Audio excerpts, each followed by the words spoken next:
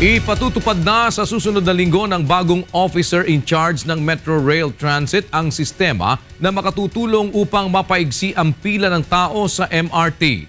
Samantala, palalawigin pa ng DOTC ang kontrata ng Global APT na mapapasuna bukas hanggang wala pa ang bagong nakukuhang maintenance provider.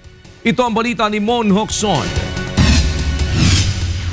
Tututukan ng bagong talagang OIC ng MRT na si Direktor Renato San Jose ang araw-araw na operasyon ng MRT, partikular na ang mahabang pila ng mga pasahero ng tren. Tuwing umaga ay makikita ang napakahabang pila ng mga pasahero sa North Avenue, Quezon Avenue, Kamuning at Cubao Station.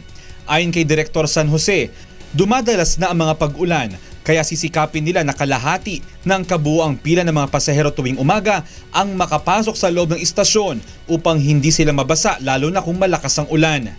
Pagsisikapan po natin na in the immediate, at least kalahati ng pila natin ay maiakit natin sa isang lugar na kung saan po hindi sila mauulanan o maiinitan.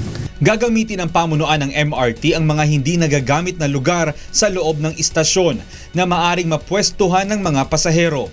Inihanda na ng MRT ang plano kung saan papasok, lalabas at mag-standby ang mga pasahero habang naghihintay sa tren. Maglalagay din ng mga electric fan, water stations, medical station at mga tent para sa mga pasahero.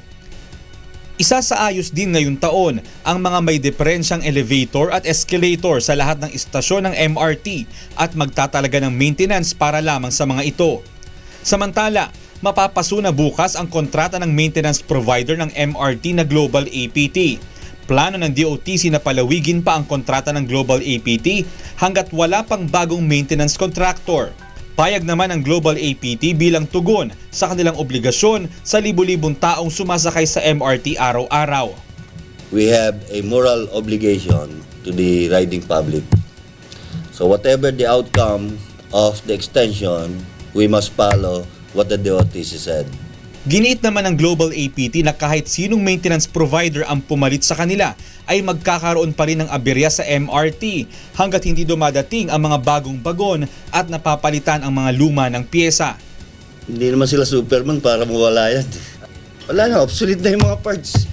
Kailangan na refurbishment, kailangan remodel mo na lahat. Nag-react naman ang MRT Holdings sa DOTC na hindi man lamang sila naisasali sa usapan ng pagpili ng maintenance provider na dapat sana ay magkatulong nilang isinasagawa. Sana wag na kami maetsipwera dun sa process. Ayon sa MRT Holdings, kung nakonsulta man lamang ito ng DOTC sa pagpili ng maintenance provider noon, ay hindi sana magkakaroon ng maraming aberya ang MRT ngayon. Mon Hocson, UNTV News Worldwide.